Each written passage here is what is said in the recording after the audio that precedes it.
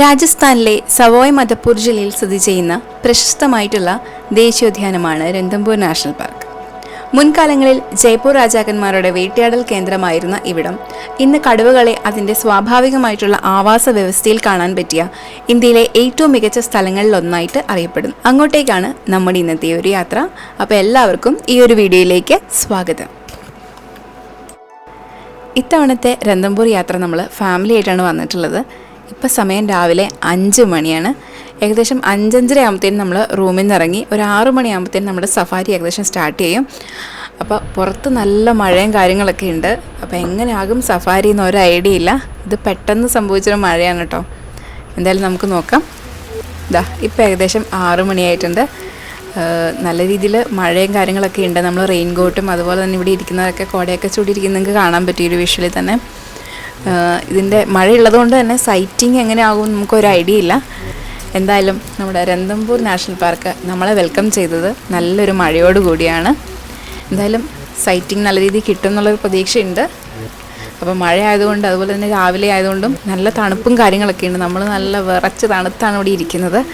എന്നിരുന്നാൽ പോലും നമ്മുടെ അടുത്ത കാഴ്ചകൾ എന്തൊക്കെയായിരിക്കും എന്നുള്ളൊരു എക്സൈറ്റ്മെൻറ്റ് തന്നെയാണ് എല്ലാവർക്കും ഉള്ളത്. എന്തായാലും നമ്മൾ പ്രതീക്ഷിച്ചതിന് നേരെ വിപരീതമായിട്ടാണ് നമ്മുടെ സഫാരി ഇവിടെ സ്റ്റാർട്ട് ചെയ്തിട്ടുള്ളത്. നല്ലൊരു മഴയോടുകൂടി തന്നെയാണ് നമ്മുടെ സഫാരി ഇവിടെ തുടങ്ങിയിരിക്കുന്നത്. അപ്പോൾ ഇനി അങ്ങോട്ട് എന്താകും മുന്നോട്ടുള്ള കാഴ്ചകളിൽ നിന്നും നമുക്ക് ഒരു ഐഡിയ ഇല്ല. അപ്പോൾ എന്തായാലും നിങ്ങളും ഈ ഒരു കൊച്ചു യാത്രയിൽ നമ്മളോടൊപ്പം ചേരുക. അപ്പോൾ നമുക്ക് തുടർന്നുള്ള കാഴ്ചകളിലേക്ക് പോവാം. ഈ കാണുന്നതാണ് രന്തംബൂർ കോട്ട. യുനെസ്കോയുടെ ലോക പൈതൃക കേന്ദ്രങ്ങളുടെ പട്ടികയിൽ ഉൾപ്പെട്ടിട്ടുള്ള ഒന്നാണ് ഇത്. നമ്മളിപ്പോൾ ഈ കാണുന്നത് ജോഗി മഹൽ ഗേറ്റ് ആണ് കേട്ടോ. ഇത് നമ്മുടെ രന്തംബൂർ നാഷണൽ പാർക്കിലേക്കുള്ള ഒരു മേജർ എൻട്രി പോയിൻ്റാണ്. ഈ കാണുന്നത് ഇന്ത്യയുടെ ദേശീയ വൃക്ഷമായിട്ടുള്ള ആൽമരമാണ്. ഇത് പ്രകൃതി തന്നെ ഒരുക്കിയിട്ടുള്ള ഒരു നാച്ചുറൽ ഗേറ്റ് ആയിട്ടാണ് പറയാം. ഏകദേശം 500 വർഷം പഴക്കമുണ്ടെന്ന് കരുതപ്പെടുന്ന ഈ ഒരു ആൽമരം ഇന്ത്യയിലെ തന്നെ ഏറ്റവും വലിയ ആൽമരങ്ങളിലൊന്നായിട്ട് കണക്കാക്കപ്പെടുന്നു. നമ്മുടെ ഈ ഒരു യാത്ര എന്ന് പറയുന്നത് ബിഗ് 3 സർക്യൂട്ട് എന്ന പേരിൽ നമ്മൾ 13 പേരാണ് ഈ ഒരു യാത്രയിൽ ഉണ്ടായിരുന്നത്. ഹാരിസ് വ്ലോഗ്സിലെ ഹാരിസ് സിക്കിയും അതുപോലെ തന്നെ വണ്ടർലെസ് സ്റ്റോറീസ് എന്ന് പറഞ്ഞ ചാനലിലെ നിതിൻ ചേട്ടനും കൂടി ചേർന്ന് നടത്തുന്ന ആ ഒരു പാക്കേജിലാണ് നമ്മൾ ഈ ഒരു യാത്ര പോയിട്ടുണ്ടായിരുന്നത്. അപ്പോൾ ഇതാണ് ഞങ്ങളുടെ മോൻ വരുൺകുട്ടൻ. ആൾ മഴയൊക്കെ ആണെന്നുണ്ടെങ്കിലും ഈ ഒരു യാത്ര വളരെയധികം എൻജോയ് ചെയ്തു. ശരിക്കും കുട്ടികളെ നമ്മൾ ഇങ്ങനെയുള്ള യാത്രകളിൽ ഇങ്ങനെയുള്ള സഫാരികളിലൊക്കെ ഇൻവോൾവ് ചെയ്യിപ്പിക്കുമ്പോൾ അവർക്ക് ചെറുപ്പം മുതലേ തന്നെ പ്രകൃതിയോടുള്ള ഒരു താല്പര്യം വർദ്ധിക്കാനായിട്ട് സഹായിക്കും. അതുപോലെ തന്നെ മൃഗങ്ങളെക്കുറിച്ചും പക്ഷികളെക്കുറിച്ചും സസ്യങ്ങളെക്കുറിച്ചും ഒക്കെ അവർക്ക് നേരിട്ട് കണ്ടുപഠിക്കാൻ സാധിക്കും.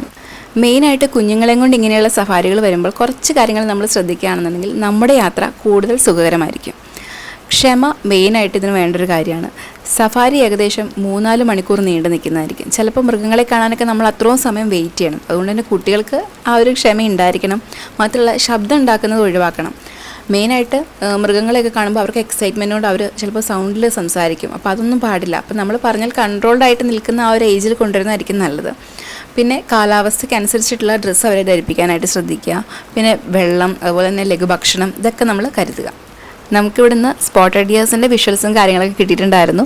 അപ്പം ഇനി അടുത്ത ഒരു സൈറ്റിംഗ് എന്ന് പറയുന്നത് ഇതാണ് നീൽഗൈ അഥവാ ബ്ലൂ ബുൾ എന്നറിയപ്പെടുന്ന ഇന്ത്യൻ ഉപഭൂഖണ്ഡത്തിൽ കാണപ്പെടുന്ന വലിയൊരു തരം മാനാണ്. മാൻവർഗത്തിലെ ഏറ്റവും വലുപ്പമുള്ള ഇന്ത്യൻ ആൻറ്റിലോപ്പാണ് നീൽഗൈ. കാര്യം ഇതൊരു മാൻവർഗത്തിൽ പെട്ടിട്ടുള്ള മൃഗമാണെന്നുണ്ടെങ്കിലും കണ്ടാൽ പശുവിൻ്റെയൊക്കെ പോലത്തെ ഒരു ശരീരഘടനയാണല്ലേ. നമ്മളിപ്പോൾ ഈ വിഷ്വലിൽ കണ്ടുകൊണ്ടിരിക്കുന്നത് ആൺ നീൽഗൈനെയാണ് കേട്ടോ. ആൺ നീൽഗൈകൾക്ക് പൊതുവെ കടും ചാരനിറമോ അല്ലെങ്കിൽ നീല കലർന്നിട്ടുള്ള ഒരു ചാരനിറമാണ് ഉണ്ടാവുക. എന്നാൽ പെൺ നീൽഗൈകൾക്കും അതുപോലെ തന്നെ പ്രായപൂർത്തിയാകാത്ത നീൽഗൈകൾക്കും തവിട്ട് നിറമാണ് ഉണ്ടാവുക. പിന്നെ നമുക്ക് ഈ ഒരു വിഷ്വലിൽ കണ്ടറിയാൻ പറ്റും ഈ ഒരു നീൽഗൈക്ക് കൊമ്പുണ്ട്. സാധാരണയായിട്ട് ആൺ നീൽഗൈകൾക്ക് കൊമ്പ് ഉണ്ടാവും, എന്നാൽ പെൺ നീൽഗൈകൾക്ക് കൊമ്പ് ഉണ്ടാവാറില്ല.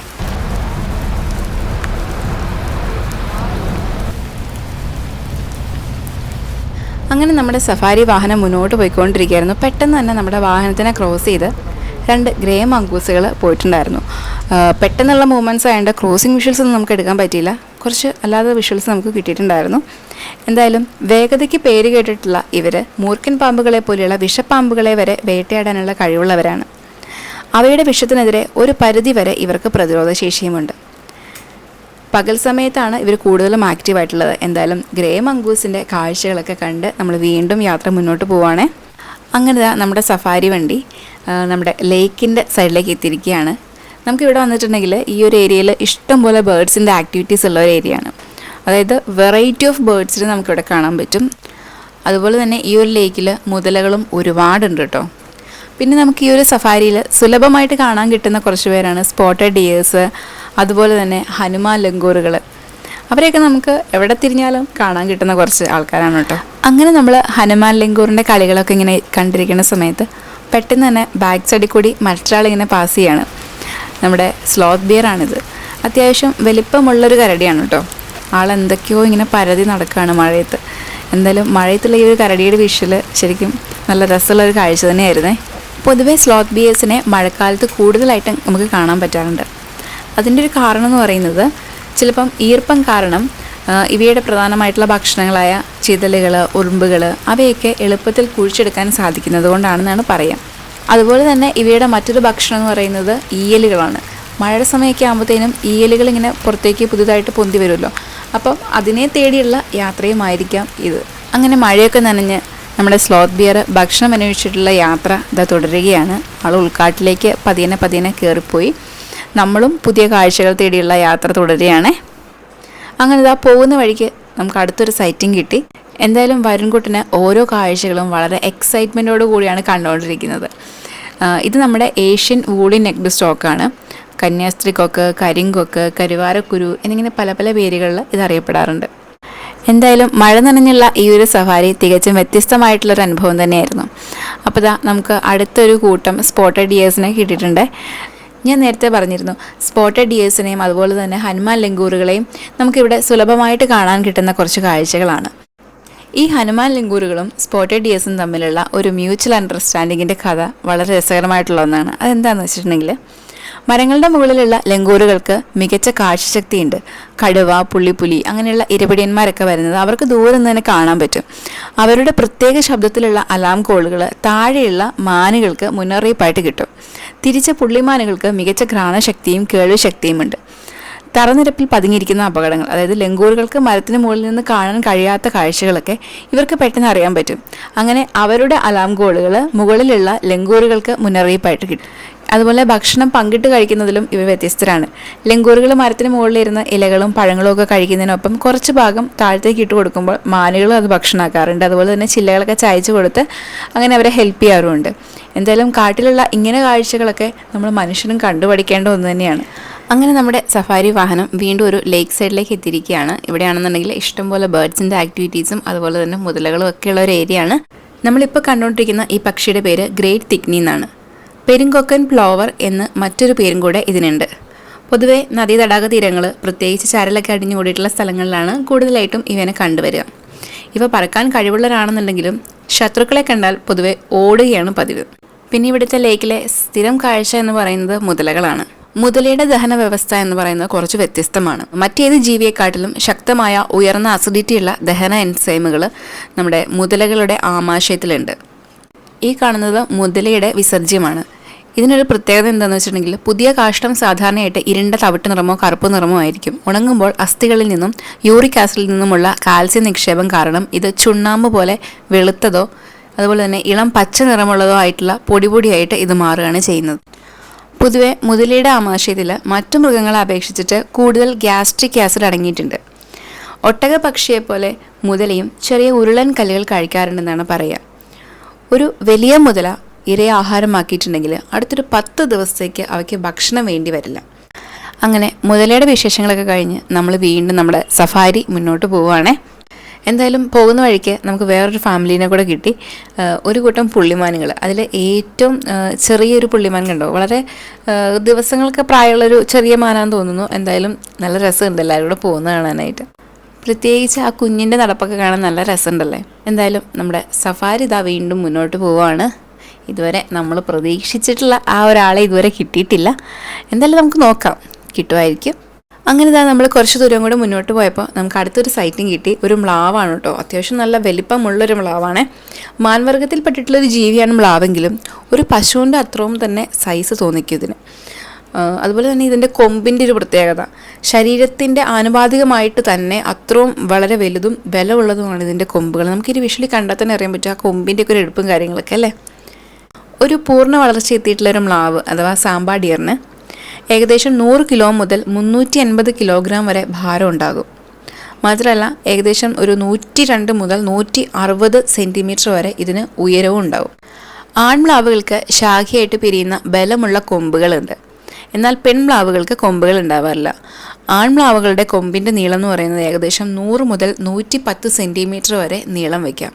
പൊതുവേ മ്ലാവുകൾ വളരെ ശാന്ത സ്വഭാവമായിട്ട് വളരെ കാമായിട്ട് അവരുടെ കാര്യങ്ങൾ നോക്കി ഇങ്ങനെ നടക്കുന്ന ഒരു കൂട്ടരാണ്. പക്ഷേ ഇണചേരൽ സമയത്ത് ആൺമ്ലാവുകൾ അക്രമാസക്തരാകും. തങ്ങളുടെ പ്രദേശത്തിനായിട്ട് നമ്മുടെ ടെറിട്ടറിക്ക് വേണ്ടിയിട്ട് ആൺമ്ലാവുകളുമായിട്ട് അത് മറ്റ് ആൺമ്ലാവുകളുമായിട്ട് കൊമ്പ് കോർത്ത് ശക്തമായിട്ടുള്ള പോരാട്ടങ്ങളിൽ ഇവരേർപ്പെടാറുണ്ട്. ശരിക്കും വരുൺകുട്ടൻ ഇത്രയും വലിയൊരു ജീവിനെ തൊട്ടടുത്ത് തന്നെ കണ്ടപ്പോൾ ആൾ ഭയങ്കരമായിട്ടും എന്താ പറയുക എക്സൈറ്റഡ് ആയിരുന്നു. കുറച്ച് നേരം അതിൻ്റെ കൂട്ടത്തിലൊക്കെ പോസ് ചെയ്ത് നിൽക്കുന്നുണ്ടായിരുന്നു കേട്ടോ. എന്തായാലും മഴ യാതൊരു ശമനവും ഇല്ലാതെ തുടർച്ചയായിട്ട് ഇങ്ങനെ പെയ്തുകൊണ്ടിരിക്കുകയാണ്. എന്തായാലും നമ്മുടെ യാത്രയും മുന്നോട്ട് തന്നെ പോയിക്കൊണ്ടിരിക്കുകയാണ്. അങ്ങനെ നമ്മുടെ സഫാരിക്കിടയിൽ അടുത്ത ഒരു കൂട്ടം സ്പോട്ട് ഡിയേഴ്സിനെ കിട്ടി. നല്ല മഴയാണ് കേട്ടോ. മഴയ്ക്ക് യാതൊരു ശമനമില്ല, കുറച്ചും കൂടി കൂടിയിട്ടുണ്ടെങ്കിലേ ഉള്ളൂ. എന്തായാലും മഴയത്ത് മരത്തിന് കീഴിൽ നിൽക്കുന്ന ഒരു കൂട്ടം സ്പോട്ട് ഡിയേഴ്സിനെ കിട്ടി. അതിൻ്റെ വിഷ്വൽസൊക്കെ നമ്മൾ പകർത്തിയതിന് ശേഷം വീണ്ടും യാത്ര മുന്നോട്ട് പോകുന്ന വഴിക്ക് അടുത്ത ഒരു സൈറ്റിംഗ് കിട്ടിയിട്ടുണ്ട്. നമ്മുടെ സ്ലോത്ത് ബിയറാണ് കേട്ടോ. നമുക്ക് ഈ ഒരു വിഷ്വലിൽ തന്നെ നമുക്കതിനെ കാണാൻ പറ്റും. വരുൺകുട്ടൻ കാണുന്ന ഒരു കാർട്ടൂണുണ്ട്, മാഷ ആൻഡ് ദ ബിയർ. അതിലെ ബിയറാണെന്ന് പറഞ്ഞിട്ട് ആൾ ഭയങ്കര സന്തോഷമായിരുന്നു. എന്തായാലും മഴ നല്ല രീതിയിൽ പെയ്യുന്നത് നമുക്ക് ഈ വിഷ്വലി കാണാൻ പറ്റും. ഈ ശക്തമായിട്ടുള്ള മഴയിലാണ് നമ്മൾ ഈ ഒരു സഫാരി നടത്തിക്കൊണ്ടിരിക്കുന്നത്. എന്തായാലും നമ്മുടെ കരടി, നമ്മുടെ സ്ലോത്ത് ബിയർ ഒരുപാട് നേരമൊന്നും അവിടെ നിന്ന് നമുക്ക് സൈറ്റിംഗ് തന്നില്ല. പെട്ടെന്ന് തന്നെ കാട്ടിൻ്റെ ഉള്ളിലേക്ക് കയറിപ്പോയി. അങ്ങനെ മഴയൊക്കെ ഒന്ന് തോർന്ന് അത്യാവശ്യം നല്ല പ്ലസൻ്റ് ആയിട്ടുള്ളൊരു കാലാവസ്ഥയിലേക്ക് എത്തിയിരിക്കുകയാണ്. എന്നാലും മഴ ചാറുന്നുണ്ട്, എന്നാൽ പോലും മുമ്പത്തെ അപേക്ഷിച്ച് കുറച്ചും കൂടി നല്ല പ്ലസൻ്റ് ആയിട്ടുള്ളൊരു അവസ്ഥയാണ്. ഒരു ലേക്കിൻ്റെ ഒരു സൈഡിലേക്ക് എത്തിയിരിക്കുകയാണ് കേട്ടോ. അതിൻ്റെ ഒരു സൈഡിൽ ഒരു മരത്തിൽ ഫുൾ ബേർഡ്സ്, നല്ല ഭംഗിയാണ് കാണാനായിട്ട്. നമുക്ക് മഴയെ മാറി നിൽക്കുന്നതുകൊണ്ട് തന്നെ അത്യാവശ്യം നല്ല രസമായിട്ട് അതിനെ വിഷ്വൽസൊക്കെ നമുക്ക് ക്യാപ്ചർ ചെയ്യാൻ പറ്റി. ഈ പക്ഷിയുടെ പേര് വന്നിട്ട് യെല്ലോ ഫൂട്ടഡ് ഗ്രീൻ പീജിയൻ എന്നാണ് കേട്ടോ. ഇതിൻ്റെ മലയാളത്തിലുള്ള പേര് മഞ്ഞക്കാലി പച്ചപ്രാവ് എന്നാണ്. ഇത് നമ്മുടെ മഹാരാഷ്ട്രയുടെ സ്റ്റേറ്റ് ബേർഡ് കൂടിയാണ്. ഈ പക്ഷികളുടെ മെയിനായിട്ടുള്ള ഭക്ഷണം എന്ന് പറയുന്നത് പഴവർഗ്ഗങ്ങളാണ്. പ്രത്യേകിച്ച് ആൽവർഗ്ഗത്തിൽപ്പെട്ടിട്ടുള്ള മരങ്ങളുടെ പഴങ്ങളാണ് ഇവ കൂടുതലായിട്ടും കഴിക്കുന്നത്. ശരിക്കും പറഞ്ഞിട്ടുണ്ടെങ്കിൽ ആ മരത്തിൻ്റെ കളർ, അതായത് ഇലയും ആ പഴങ്ങളും പിന്നെ അതുപോലെ തന്നെ ബേർഡ്സിൻ്റെ കളറും എല്ലാം കൂടി അങ്ങ് ബ്ലെൻഡായിട്ട് നമുക്ക് കണ്ണിന് കുളിർമ നൽകുന്ന കാഴ്ച എന്നൊക്കെ പറയില്ലേ, വളരെ പ്ലസൻ്റ് ആയിട്ടുള്ളൊരു കാഴ്ചയായിരുന്നത്. എന്തായാലും ഇത്രയും ബേർഡ്സ്, അതായത് ആ മരം നിറച്ചും ബേർഡ്സാണ്. നമ്മുടെ സഫാരി വണ്ടി അങ്ങ് മുന്നോട്ട് പോയപ്പോഴത്തേനും അവർ കൂട്ടമായിട്ട് പറന്നു പോണ ഒരു സീനുണ്ട്. ജസ്റ്റ് ഒരു ഗോപ്രോയിൽ ഇങ്ങനെ വിഷ്വൽ കിട്ടിയിട്ടുള്ളൂ കേട്ടോ. പക്ഷെ നേരിട്ട് കാണാനായിട്ട് വളരെ ഭംഗിയുള്ളൊരു കാഴ്ചയായിരുന്നു. നമ്മളിപ്പോൾ നിൽക്കുന്ന ഈ പ്രദേശത്ത് അത്യാവശ്യം നല്ല രീതിയിൽ ബേർഡ്സിൻ്റെ ആക്ടിവിറ്റീസ് കൂടുതലുള്ള സ്ഥലമാണ്. എന്തായാലും അതിൻ്റെ മനോഹരമായിട്ടുള്ള കാഴ്ചകളിലേക്ക് പോയിട്ട് വരാം. ഇതാണ് ബ്ലാക്ക് റൗണ്ട് നൈറ്റ് ഹെറൺ. മലയാളത്തിൽ ഇതിനെ പാതിരാക്കൊക്കെന്നാണ് പറയുക. ഇതാണ് ബ്രൗൺ ക്രേക്ക് അല്ലെങ്കിൽ ബ്രൗൺ ബുഷ് ഹെൻ എന്നൊക്കെ ഇതിനെ വിളിക്കാറുണ്ട്. വെള്ളയും കറുപ്പും നിറങ്ങൾ മാത്രമുള്ള ഏക ഇനം മീൻകൊത്തിയാണ് പുള്ളി മീൻകൊത്തി. ഇതിന് ഇംഗ്ലീഷിൽ പൈഡ് കിങ്ഫിഷർ എന്നാണ് പറയുക. ഇതാണ് ലിറ്റിൽ കോമറൻ്റ് എന്ന് പറഞ്ഞ പക്ഷി. ഇതിനെ ചെറിയ നീർക്കാക്കാന്നും അതുപോലെ തന്നെ കാക്കത്താറാവെന്നും ഒക്കെ പേരുകളുണ്ട്. നല്ല തിളക്കമുള്ള കറുപ്പ് തൂവലുകളാണ് ഇവയ്ക്കുള്ളത്. ഈ കാണുന്നത് ജുവനൈൽ ബ്ലാക്ക് റൗണ്ട് നൈറ്റ് ഹെറൺ എന്ന് പറഞ്ഞിട്ടുള്ളൊരു പക്ഷിയാണ്. ഈ ഒരു വിഷ്വലിൽ വലുതിനെ, അതായത് വലിയ കൊക്കുകളോട് കൂടിയിട്ടുള്ളതിനെ ബ്ലാക്ക് ഹെഡഡ് ഐബിസ് എന്നും ചെറുതിനെ ലിറ്റിൽ ഈഗ്രറ്റ് എന്നുമാണ് പറയുക. ഈ ഒരു വിഷ്വലിൽ 2 തരത്തിലുള്ള കൊക്കുകളുണ്ട്. ചാര കളറുള്ള 2 കൊക്കുകളില്ലേ, അവരെ നമ്മൾ ചേരക്കൊക്കൻ, അതായത് ഏഷ്യൻ ഓപ്പൺ ബിൽ എന്നാണ് പറയുക. ബ്ലാക്ക് ആൻഡ് വൈറ്റിലുള്ള ആ കൊക്കിനെ കഷണ്ടി കൊക്കൻ എന്നാണ് വിളിക്കുക, അതായത് ബ്ലാക്ക് ഹെഡഡ് ഐബിസ്. ഇത് നമ്മൾ കുറച്ച് മുമ്പ് കണ്ടൊരു ബേർഡ് തന്നെയാണ്, ജുവനൈൽ ബ്ലാക്ക് റൗണ്ട് നൈറ്റ് ഹെറൺ എന്ന് പറഞ്ഞിട്ടുള്ളത്. അങ്ങനെ നമ്മൾ ബേർഡ്സിൻ്റെ വിഷ്വൽസൊക്കെ എടുത്തുകൊണ്ടിരിക്കുന്ന സമയത്ത് അതിൻ്റെ ലോങ്ങിൽ നിന്ന് നമുക്ക് കിട്ടിയൊരു കാഴ്ചയാണ് ഒരു മരത്തിൻ്റെ ഇലകളൊക്കെ കഴിക്കുന്ന ഒരു സ്പോട്ടഡ് ഡിയർ. അതുപോലെ തന്നെ ആ മരത്തിൽ ഫുൾ ലങ്കൂറുകൾ. എന്തായാലും നല്ല രസകരമായിട്ടുള്ള കാഴ്ചയായിരുന്നു അത്. അങ്ങനെ നമ്മളവിടെ നിന്ന് പതിയെ പോകാനായിട്ട് തുടങ്ങിയ സമയത്ത് നമുക്ക് വളരെ ക്ലോസ് ആയിട്ട് ഒരു മുതലയുടെ വിഷ്വൽസും കൂടെ കിട്ടി. അതിനുശേഷം നമ്മൾ പതുക്കെ അവിടെ നിന്ന് മൂവ് ചെയ്യാണ്. ശരിക്കും പറഞ്ഞിട്ടുണ്ടെങ്കിൽ സ്പോട്ടഡ് ഡിയേഴ്സിൻ്റെ കളറും ഇവിടുത്തെ പുല്ലിൻ്റെ കളറും ഒക്കെ സെയിമാണ്. ഇനി നമ്മളൊരു ഓപ്പൺ ആയിട്ടുള്ളൊരു ലേക്കിൻ്റെ സൈഡിലേക്കാണ് പോകുന്നത്. എന്തായാലും ഇവിടെ അത്യാവശ്യം നല്ല രീതിയിൽ ബേർഡ്സ് ഉള്ള ഒരു ഏരിയ ആണ് കേട്ടോ. ഇതിൻ്റെ പേര് വന്നിട്ട് റെഡ് വാട്ടർ ലാപ്പിംഗ് എന്നാണ്, അതായത് മണൽ കോഴി അല്ലെങ്കിൽ തിത്തിരി പക്ഷി എന്നൊക്കെ പറഞ്ഞ പക്ഷിയാണ് കേട്ടോ ഇത്.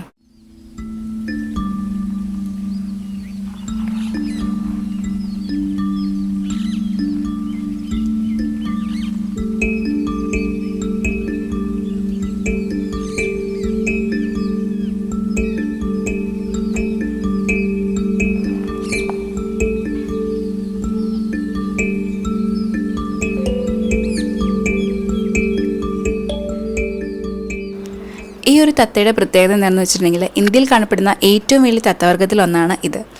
വൻ തത്ത എന്ന് മലയാളത്തിൽ പറയും. ഇംഗ്ലീഷിൽ ഇതിനെ അലക്സാൻഡ്രിയൻ പാരക്കറ്റ് എന്നാണ് പറയുക. അലക്സാണ്ടർ ചക്രവർത്തിയുടെ പേരാണ് ഈ തത്തയ്ക്ക് കൊടുത്തിരിക്കുന്നത്. അതിന് പിന്നിലുള്ള കാരണം എന്താണെന്ന് വെച്ചിട്ടുണ്ടെങ്കിൽ അലക്സാണ്ടർ ചക്രവർത്തി ഇന്ത്യയിലെ പഞ്ചാബ് മേഖലയിൽ നിന്ന് ധാരാളം വൻ തത്തകളെ യൂറോപ്പിലേക്കും അതുപോലെ തന്നെ മെഡിറ്ററേനിയൻ പ്രദേശങ്ങളിലേക്കുമൊക്കെ കയറ്റുമതി ചെയ്യാൻ കാരണമായിട്ടുണ്ട്. പുതിയ പ്രദേശങ്ങളിൽ ഈ പക്ഷികൾ രാജകുടുംബാംഗങ്ങളുടെയും പ്രഭുക്കന്മാരുടെയും വിലയേറിയ സ്വത്തുക്കളായിട്ടാണ് കണക്കാക്കപ്പെടുന്നത്. അതിനാൽ അദ്ദേഹത്തോടുള്ള ആദരസൂചകമായിട്ട് ഈ വർഗത്തിൽപ്പെട്ടുള്ള തത്തേനെ അദ്ദേഹത്തിൻ്റെ പേര് നൽകപ്പെടുകയാണ് ചെയ്തത്. അങ്ങനെയാണിത് അലക്സാൻഡ്രിയൻ പാരക്കീറ്റായിട്ട് മാറിയത്. അങ്ങനെ നമ്മുടെ സഫാരിക്കിടയിൽ കിട്ടിയിട്ടുള്ള വളരെ ക്യൂട്ടായിട്ടുള്ളൊരു മൊമെൻ്റാണ് ഇപ്പോൾ ഇവർ ക്യാപ്ചർ ചെയ്തുകൊണ്ടിരിക്കുന്നത്. എന്താണെന്ന് വെച്ചിട്ടുണ്ടെങ്കിൽ നമ്മുടെ സ്പോട്ടഡ് ഡിയേഴ്സ് ഇല്ലേ, നമ്മുടെ പുള്ളിമാൻ, അതിൻ്റെ ഒരു കുഞ്ഞും അമ്മയും കൂടിയാണ് നിൽക്കുന്നത്. ആ കുഞ്ഞിന് വെറും ദിവസങ്ങൾ മാത്രമേ പ്രായമുള്ളൂ എന്നാണ് നമ്മുടെ ഡ്രൈവർ ഏട്ടൻ പറഞ്ഞത്. എന്തായാലും നമുക്കതിൻ്റെ കുറച്ച് മനോഹരമായിട്ടുള്ള വിഷ്വൽസ് കണ്ടിട്ട് വരാം.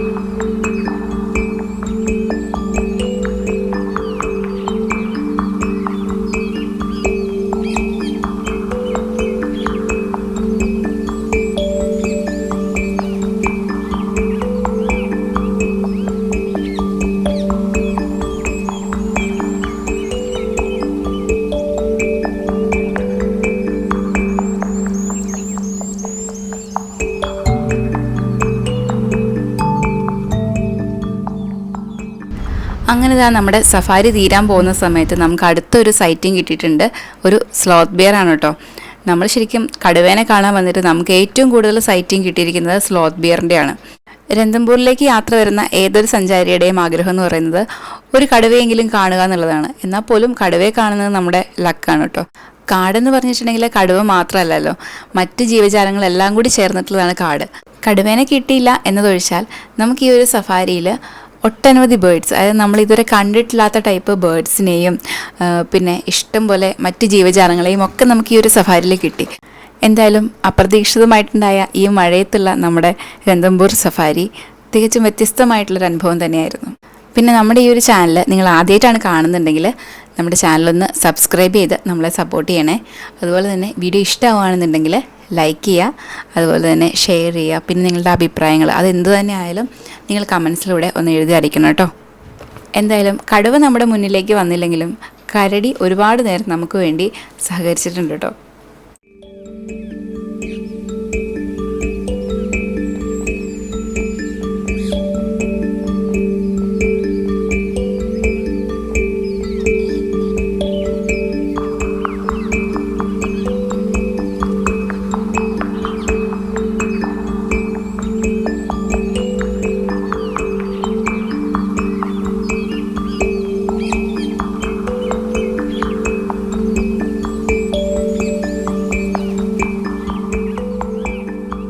അങ്ങനെ കരടിയുടെ കാഴ്ചകളൊക്കെ കണ്ടതിന് ശേഷം നമ്മളിതാ തിരിച്ചു പോവുകയാണ്. ഏകദേശം നമ്മുടെ സഫാരിയുടെ സമയം തീരാറായിട്ടുണ്ട് കേട്ടോ.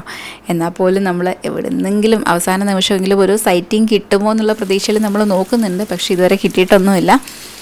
എന്തൊക്കെ പറഞ്ഞാലും മഴയത്തുള്ള ഈ ഒരു രന്തംബൂർ കാട്ടിൽ കൂടിയുള്ള യാത്ര അക്ഷരാർത്ഥത്തിൽ ഞങ്ങൾക്ക് വ്യത്യസ്തമായിട്ടുള്ള ഒരു അനുഭവം തന്നെയാണ് സമ്മാനിച്ചത്. പ്രത്യേകിച്ച് ഞങ്ങളുടെ കുഞ്ഞിന്, അവന് ഈ ഒരു യാത്ര ഒരുപാട് എൻജോയ് ചെയ്തു. അതായത് വളരെ കാമായിട്ടാണ് അവൻ ഓരോ കാഴ്ചകളും കണ്ട് ആസ്വദിച്ചത്. അതുതന്നെയാണ് ഏറ്റവും വലിയ സന്തോഷം. അങ്ങനെ രന്തംബൂരിലെ സോൺ 3 മഴ നനഞ്ഞുള്ള ഈ ഒരു സഫാരിയുടെ വിശേഷങ്ങളൊക്കെ ഇവിടെ തീരാണ്. അപ്പോൾ ഈ ഒരു കൊച്ചു വീഡിയോ നിങ്ങൾക്ക് എല്ലാവർക്കും ഇഷ്ടമായെന്ന് വിശ്വസിക്കുന്നു. ഇഷ്ടമായെങ്കിൽ തീർച്ചയായിട്ടും നമ്മുടെ ചാനലൊന്ന് സബ്സ്ക്രൈബ് ചെയ്ത് നമ്മളെ മാക്സിമം ഒന്ന് സപ്പോർട്ട് ചെയ്യണേ.